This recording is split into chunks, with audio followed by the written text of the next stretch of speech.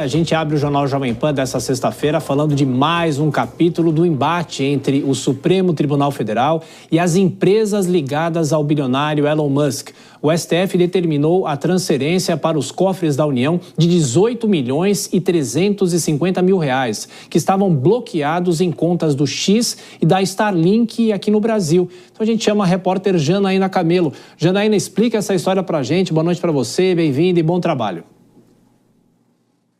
Muito boa noite, Thiago, para você e para todos que nos assistem.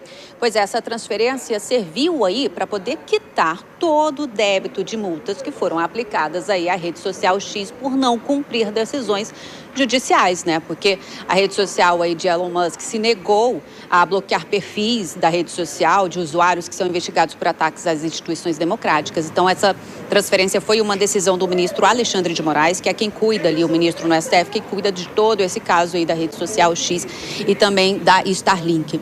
Então, o ministro entendeu aí que Starlink e empresas e a rede social X, ambas aí por pertencerem ao mesmo dono, ambas fazem parte de um mesmo grupo econômico de fato. Então, por isso, ele bloqueou as contas da Starlink nessa decisão quando suspendeu a rede social X aqui no Brasil, né? Por entender, então, que uma empresa pode ser responsabilizada aí pelos débitos da outra. A gente separou uma artezinha aí, Thiago, para mostrar na tela, só para entender como é que foi feita essa transferência.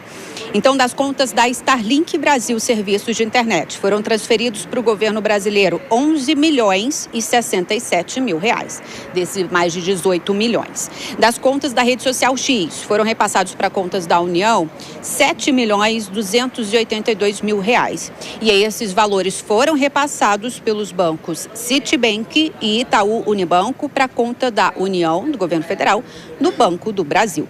Essa decisão do ministro Alexandre de Moraes é da última quarta-feira, mas ficou sabendo dessa decisão só agora. Os bancos informaram o ministro que repassaram esses valores ontem.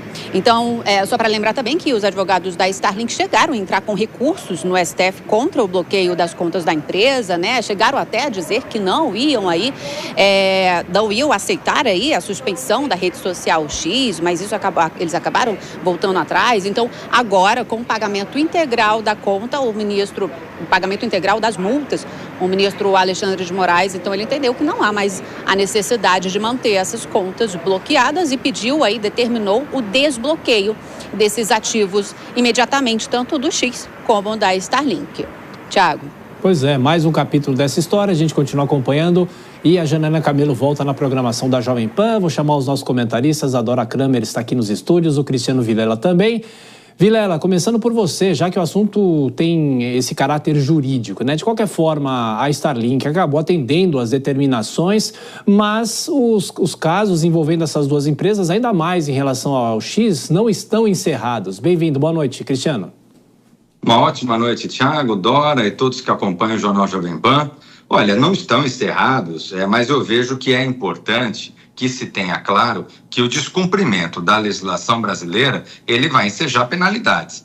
O fato é que a legislação ela é clara e qualquer empresa que eventualmente queira estar no Brasil, prestar serviços no Brasil ou vender seus produtos no Brasil, ela tem que cumprir as regras brasileiras e se adequar àquilo que o Estado brasileiro determina.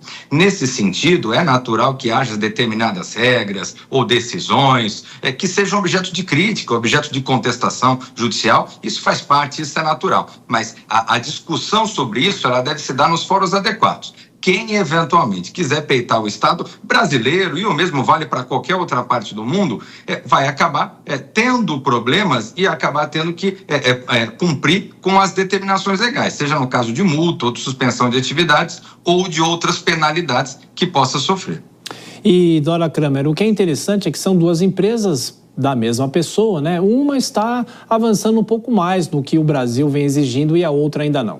Boa noite. Boa noite, Thiago. Boa noite, Vilela. Boa noite a todos. Pois é, porque na Starlink, o Elon Musk, ele tem 40% ou 42%, enfim, ele tem outros sócios. Então, tem que atender aos ditames dos negócios. Por isso que a coisa anda melhor com a Starlink, por causa disso. Se ela resolver, como diz o Vilela, peitar o Estado brasileiro, vai perder. Vai perder, porque tem que cumprir. Como isso? paga as multas, o dinheiro é transferido, faz frente às multas, ponto, tem as contas desbloqueadas, tudo certo. Mas no caso do Twitter, do X, o que o Elon Musk quer? Porque lá ele reina absoluto, ele quer fazer política, ele quer fazer embate. Então, a mim parece que ele está pouco se lixando para o negócio aqui no Brasil, embora seja um negócio muito grande. Mas ele não está ligando, não é por aí. Ele faz, e a gente vê o comportamento dele mundo afora, que, por exemplo, ele obedece às exigências de estados com os quais ele concorda, de regimes com os quais ele concorda. Então, a toada dele, o viés dele é político. É isso, Tiago, que diferencia uma empresa da outra. Ô Vilela, só uma dúvida, esse dinheiro agora vai para os cofres da União, a União faz o que com esse dinheiro?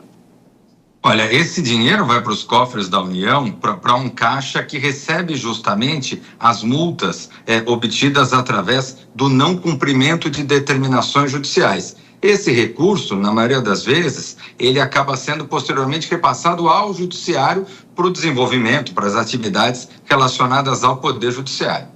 Agora, você acredita, Vilela, que com esse passo é possível amenizar um pouco o enfrentamento que a empresa, o X especificamente, vem tendo com a Justiça do Brasil e aí o X pode ser liberado, ou tudo ainda tem a ver com uma indicação de alguém para representar o X aqui no Brasil? Se isso não acontecer, o X não será liberado. Pois é, Tiago, eu torço, claro, para que se chegue num consenso rápido, não haja esse tipo de conflito que não é bom para ninguém, não é bom, inclusive para os usuários dessa ferramenta, que é uma ferramenta muito importante, que está no dia a dia do cidadão de uma forma geral. Agora, é evidente que isso passa pela necessidade dessa plataforma de cumprir as regras brasileiras. Não dá para você estabelecer uma lei onde diga, olha, todo mundo tem que usar gravata roxa. E uma determinada empresa fala, não, eu não quero usar gravata, eu não vou usar gravata. Olha, a lei, ela determina de uma forma clara, de uma forma objetiva. Qualquer empresa estrangeira, ela tem que ter um escritório no Brasil que é justamente para poder, eventualmente, receber as sanções por parte do Estado, multas, notificações, enfim. Se a empresa não cumprir isso, vai continuar sofrendo algum tipo de restrição até que ou cumpra ou saia definitivamente do território brasileiro.